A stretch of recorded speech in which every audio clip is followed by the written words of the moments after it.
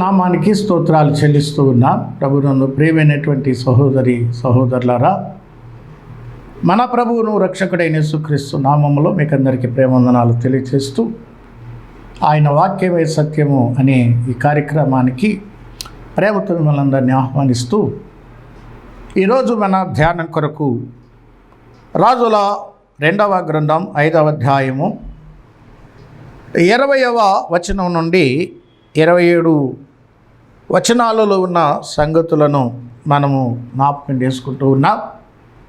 ముందుగా ఆ వాక్య భాగాన్ని మనము చదువుకున్నాం. అంతటా దైవజనుడైన ఎలీషాకు సేవకుడగు గెహాజీ సిరియనుడైన ఈ నయమాను తీసుకొని వచ్చిన వాటిని అంగీకరించుటకు నా యజమానునికి మనస్సు లేకపోయాను. కానీ యెహోవా జీవము తోడు, నేను పరిగెత్తుకొని పోయి అతని కలుసుకొని అతని యొద్ద ఏదైనాను తీసుకుందును అనుకొని నయమానును కలుసుకున్నటకై పోచుండగా, నయమాను తన వెనుక నుండి పరుగున వచ్చుచున్న వానిని చూచి తను రథము మీద నుండి దిగి వానిని ఎదుర్కొని, క్షేమమా అని అడిగాను. అతడు క్షేమమే అని చెప్పి, నా యజమానుడు నా చేత వర్తమానము పంపి, ప్రవక్తల శిష్యులలో 2 యవ్వనులు ఎఫ్రాయిము మన్యము నుండి నా యొద్దకు ఇప్పుడే వచ్చిరు గనుక నీవు వారి కొరకు 2 మనుగుల వెండియు 2 దుస్తుల బట్టలను దయచేయుమని సెలవిచ్చుచున్నాడు అనెను. అందుకు నయమాను, నీకు అనుకూలమైతే రెట్టింపు వెండి తీసుకునమని బతిమాలి 2 సంచులలో 4 మనుగుల వెండి కట్టి 2 దుస్తుల బట్టలిచ్చి తన పనివారిలో 2 మీద వాటిని వేయగా వారు గెహాజీ ముందర వాటిని మోసుకొని పోయిరి. మెట్ల దగ్గరకు రాగా వారు రాగానే వారి యొద్ద నుండి గెహాజీ వాటిని తీసుకొని ఇంటిలో దాచి వారికి సెలవీయగా వారు వెళ్ళిపోయారు. అతడు లోపలికి పోయి తన యజమానుని ముందర నిలవగా ఎలీషా వానిని చూచి, గెహాజీ, నీవెచ్చటి నుండి వచ్చితవని అడిగినందుకు వాడు, నీ దాసుడనైనా నేను ఎచ్చటికి పోలేదు అని.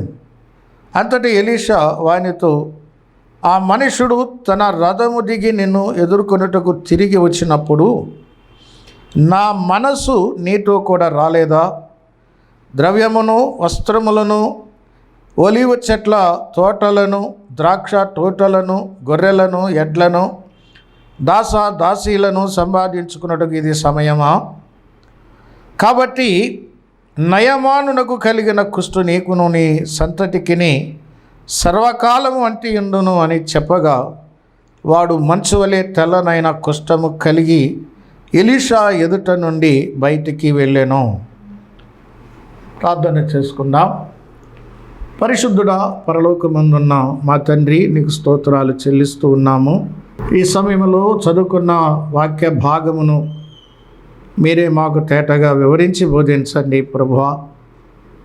ఇందులో ఉన్న సత్యాలు భావాలు మీరే మాకు బయలుపరిచి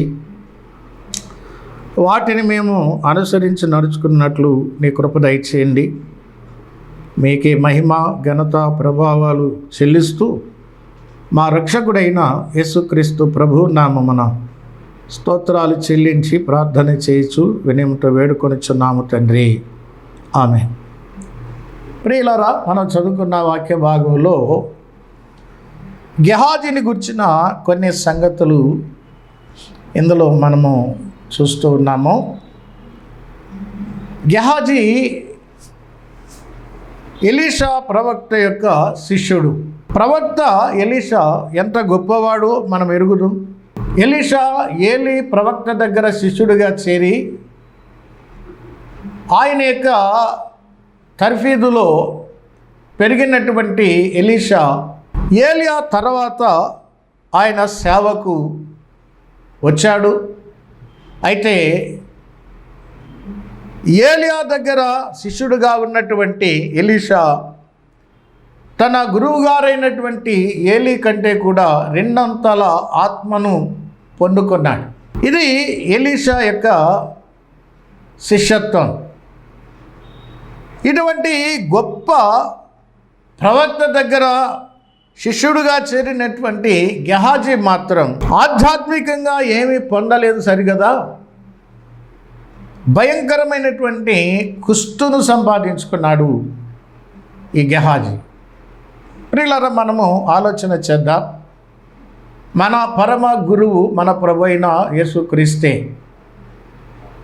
ప్రభు అన్నారు, క్రీస్తు ఒక్కడే మీ గురువు, మీరందరూ నా శిష్యులు అన్నారు.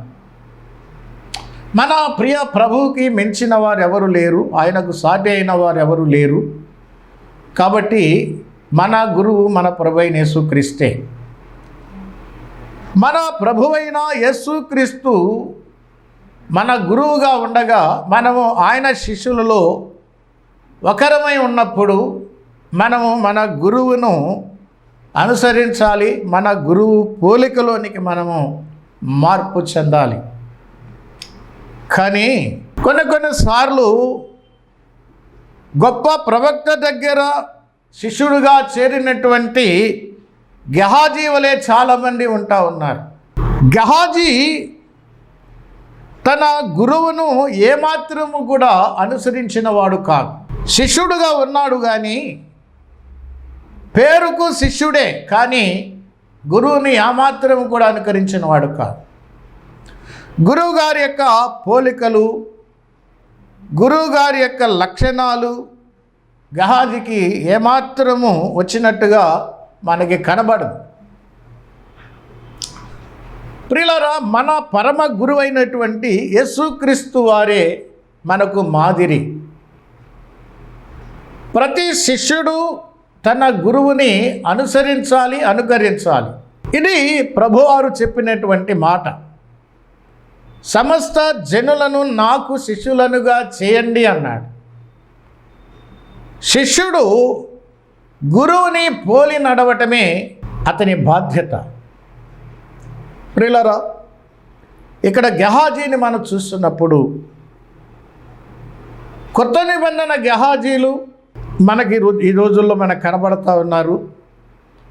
కాబట్టి ఈ యొక్క గెహాజీ ఏ విధంగా ప్రవర్తించి నష్టపోయాడో, ఏ విధమైన జీవితాన్ని జీవించి తాను నష్టపోయాడో ఆ సంగతులు మనం తెలుసుకునే ద్వారా మనం జాగ్రత్త పడవచ్చు. ఎందుకంటే గెహాజీలో ఎక్కువగా మనము చూస్తున్నది ఏంటంటే ధనాపేక్ష. బైబిల్ అందుకే చెప్తుంది, తిమోతికి రాసిన మొదటి పత్రిక 6వ అధ్యాయంలో అపొస్తలుడైనటువంటి పౌలు 10వ వచనం నుంచి చెప్పారు చూడండి. ఎందుకనగా ధనాపేక్ష సమస్తమైన కీడులకు మూలము, కొందరు దానిని ఆశించి విశ్వాసము నుండి తొలగిపోయి నానా బాధలలో తమను తామే పొడుచుకొనిరి అని. ప్రియులారా, ధనాపేక్ష అనేది ఎంత కీడో చూడండి. ఒక రకమైన కీడు కాదండి, సమస్త కీడులకు మూలం. లోకము చెప్పేది ఏంటంటే ధన మూలం ఇదం జగత్ అంటుంది.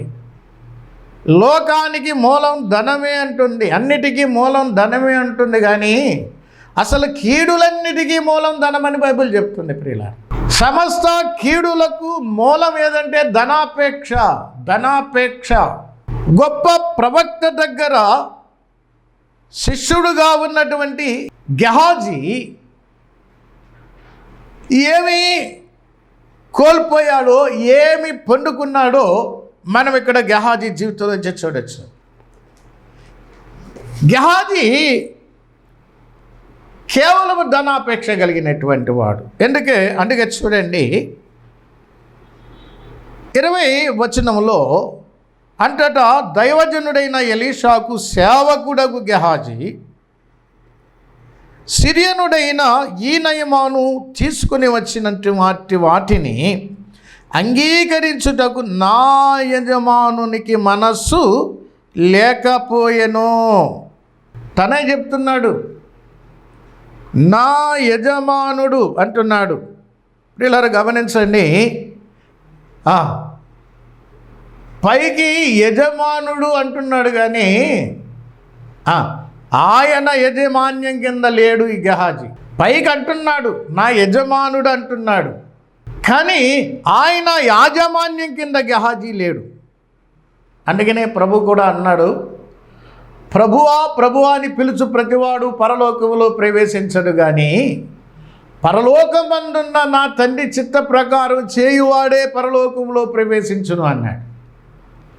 ప్రియులారా, గెహాజీ కూడా తన గురువైనటువంటి ఎలీషాను యజమానుడు అంటున్నాడు, కానీ యజమానికి లోబడిన వాడు కాడు.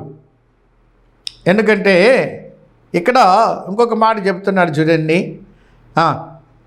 మనస్సు లేదు. ఏ విషయంలో? నయమాను తీసుకొని వచ్చిన బహుమానం తీసుకోవడానికి నా యజమానునికి మనస్సు లేదు అంటున్నాడు. అసలు మనసే లేదండి. ఎలీషాకు బహుమానం తీసుకునే మనసే లేదు. మరి ఈయనకి ఏముంది? ఎంత విడ్డూరం అంటే ఇక్కడ చూడండి, యెహోవా జీవము తోడు నేను పరుగెత్తి పోయి అతని కలుసుకొని అతని యొద్ద ఏదైనాను తీసుకొందును అనుకొని, యెహోవా జీవము తోడు నేను పరిగెత్తుకొని పోయి అతన్ని కలుసుకొని అతని యొద్ద ఏదో తీసుకుంటాను, ఏదైనా నేను తీసుకుంటాను అని గెహాజీ చెప్తుంటే, అసలు చూడండి ఎలీషా ఏం చెప్పాడండి? ఎలీషా ఏం చెప్పాడు చూడండి, ఇక్కడ ఎంత వ్యత్యాసం ఉన్నదో చూడండి. 16వ వచనములో, ఎవని సన్నిధిని నేను నిలబడి ఉన్నానో ఇశ్రాయేలు దేవుడైన ఆ యెహోవా జీవము తోడు నేనేమియు తీసుకొనను అని గురువుగారు చెప్తే, శిష్యుడుగా ఉన్న గెహాజీ ఏమంటున్నాడండి? అదే మాట చెప్తున్నాడు చూడండి, నేను యెహోవా జీవము తోడు నేనేదైనా తీసుకుంటాను, నేను ఏమీ తీసుకోనని గురువు చెప్తే శిష్యుడు ఏం చెప్తున్నాడండి? నేను ఏదైనా తీసుకుంటాను అంటున్నాడు. ప్రియులారా, మనం ఆలోచన చేయాలి. మన ప్రియ ప్రభువు మనకు అన్ని విషయాల్లో మాదిరిగా ఉండాలి, అన్ని విషయాల్లో మాదిరిగా పెట్టుకోవాలి. కానీ గెహాజీ యజమానుడు అంటున్నాడు, కానీ తన యజమానునికున్న మనసు గెహాజీకి లేదు, భిన్నమైన మనసు. తన యజమానుడు నేను ఏమీ తీసుకోను అంటే, యెహోవా జీవము తోడు నేనేమీ తీసుకోనని యజమాని అంటే, ఇప్పుడు ఈ దాసుడు ఏమంటున్నాడండి? నేను ఏదైనా తీసుకుంటా, యెహోవా జీవము తోడు నేనేదైనా తీసుకుంటా, దాని కొరకు నేను పరిగెడతాను అంటున్నాడండి.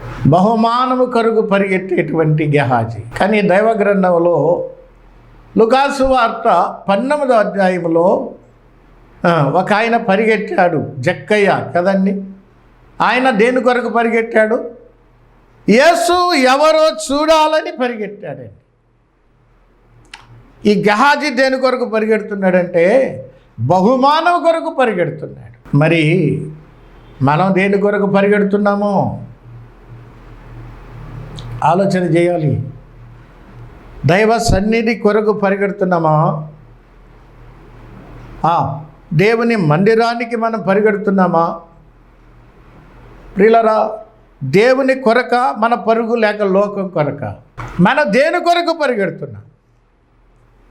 మనం ఆలోచన చేయాలి. ఈ సమయంలో గెహాజీ బహుమానం కొరకు పరిగెడుతున్నాడు.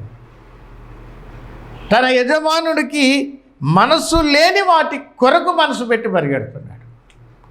తన యజమానుడు వద్దు అన్న దాన్ని కావాలనుకుని పరిగెడుతున్నాడు. 21వ వచనంలో, నయమాను కలుసుకోవటానికి పోచుండగా నయమాను తన వెనక నుండి పరుగున వచ్చుచున్న వానిని చూచి తన రథము మీద నుండి దిగి వానిని ఎదుర్కొని క్షేమమా అని అడిగాను. అతడు క్షేమమే అని చెప్పి, నా యజమానుడు నా చేత వర్తమానము పంపి ప్రవక్తల శిష్యులలో 2 యవ్వనులు ఎఫ్రాయిము మన్యము నుండి నా యొద్దకు ఇప్పుడే వచ్చిరు గనుక నీవు వారి కొరకు 2 మనుగుల వెండి 2 దుస్తుల బట్టలు దయచేయమని సెలవిచ్చుచున్నాడు అని. ప్రియులారా, గెహాజీ చూడండి, పూర్తిగా అబద్ధాలు చెప్తున్నాడు గెహాజీ. ప్రేమైన వారలారా, తన యజమానుడు చెప్పని దానిని చెప్పినట్టుగా అబద్ధం చెప్తున్నాడు ఈ గెహాజీ. అసలు ఈ అబద్ధాలు చెప్పే వాళ్ళందరూ సాతాను సంబంధులు అని ప్రభువే చెప్పారండి. యోహాను సువార్త 8వ అధ్యాయము 44వ వచనం నుంచి చూస్తే, సాతానుడు అబద్ధికుడు, అబద్ధమునకు జనకుడు, అంటే అబద్ధాలాడే వారికి జనకుడు అని అక్కడ రాయబడి ఉంది. ప్రియమైన వారలారా, అబద్ధికులందరూ అగ్నిగంధకములతో మండుగుండములో పాలు పొందుదురు అని బైబిల్ చెప్తుంది. అబద్ధం ఆడకూడదు.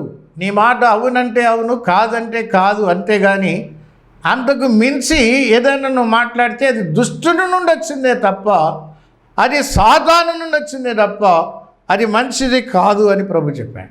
నయమాను దగ్గర గెహాజీ పూర్తిగా అబద్ధాలు చెప్తున్నాడు. తన యజమానుని గురించి పూర్తిగా అబద్ధాలు చెప్తున్నాడండి. తన యజమానుడు వర్తమానం పంపి ప్రవక్తల శిష్యులు 2 యవ్వనులు ఎఫ్రాయిం మన్ను నుంచి నా దగ్గరకు వచ్చారు, కాబట్టి నీవు వెళ్ళి ఆ వెండి 2 దుస్తుల బట్టలు తీసుకురమ్మని నా చేత నీ దగ్గరికి కబురు పంపించాడు అని గెహాజీ అబద్ధం చెప్తున్నాడు. పిల్లల బహుమానము తీసుకునడానికి మనసు లేని ఎలీషా ఇది చెప్తాడండి. ఎంత అబద్ధం వచ్చుడండి, ఎంత మోసం వచ్చుడండి. ఎందుకు? తనకు కావాలి, ఈ వెండి తనకు కావాలి, ఈ వస్త్రాలు తనకు కావాలి, తన యజమానికి అవసరం లేదు, అందుకే ఆయన వద్దు అన్నాడు. తనకు కావాలి కాబట్టి ఈ యజమానునికి అక్కర్లేని వాటిని ఆశించినటువంటి ఈ గెహాజీ యజమాని పేరు చెప్పి, పిల్లలు గమనించండి, యజమాని పేరు చెప్పి దండుకుంటున్నాడు. ఇలాంటి గెహాజీలు ఎంతమంది ఉన్నారు ఈ దినాలలో? ఇటువంటి గెహాజీలు ఎంతమంది ఉన్నారు పరీక్షించుకుందాం. పూర్తిగా గెహాజీ నయమానుతో అబద్ధాలు చెప్తున్నాడు. అయితే నయమాను దానికి చాలా సంతోషించాడు. కారణం ఏంటంటే ఆయన ఈ బహుమానం ఇవ్వాలని ఎలీషాను ఎంతో బతిమాలాడు. బతిమాలినా తీసుకోలేదు, కానీ ఇప్పుడు కావాలనే నన్ను అడుగుతున్నాడు అని సంతోషంతో రెట్టింపు తీసుకోవయ్యా అని చెప్పి 4 మణుగుల వెండి 2 దుస్తుల బట్టలు ఇచ్చి గెహాజీని పంపించాడు. ప్రియులారా, గెహాజీ ఆ వెండి ఆ వస్త్రాలు తీసుకుని వచ్చి దాచుకున్నాడండి. దాచుకున్నాడు. ప్రియులారా, ఏమి దాచుకున్నాడు? యజమానుడు వద్దన్న దాన్ని తెచ్చి దాచుకున్నాడండి. ఈ సందర్భంలో యెహోషువ గ్రంథంలో ఒక ఆయన నాకు గుర్తుకొస్తున్నాడు. ఆయన పేరు ఆకాను. ప్రియులారా,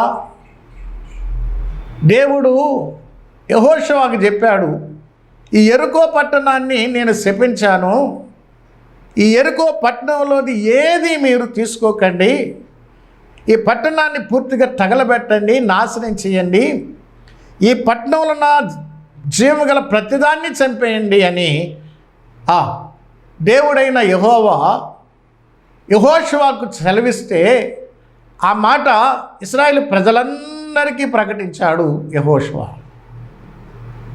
ఎవ్వరూ ముట్టకండి, వెండి బంగారాలు ఏమన్నా ఉంటే అది దేవునికి ప్రతిష్ఠ చేయండి, కానీ మీరెవరూ ఆశించకండి, ఎవరు దేన్ని ముట్టకండి అని యెహోషువ పాలువలో ప్రకటన చేసినప్పుడు అందరూ విన్నారు, కానీ ఆకాను మాత్రం ఒక బంగారు కమ్మిని, ఒక షేనారు వస్త్రాన్ని దాచుకున్నాడండి. దాచుకున్నాడు. ప్రియులారా, దాచుకున్న ఆకాను ఏమయ్యాడో మనకు తెలుసు. ఆకాను అతని కుటుంబము రాళ్ళ చేత కొట్టబడి చంపబడ్డారు. ఎంత భయంకరం ప్రియులారా! ఆకాను కుటుంబము నాశనమైపోయింది. దేవుడు శపించిన దానిని, దేవుడు వద్దు అన్న దాన్ని దాచుకున్న ఆ ఆకాను నాశనమైపోయాడు.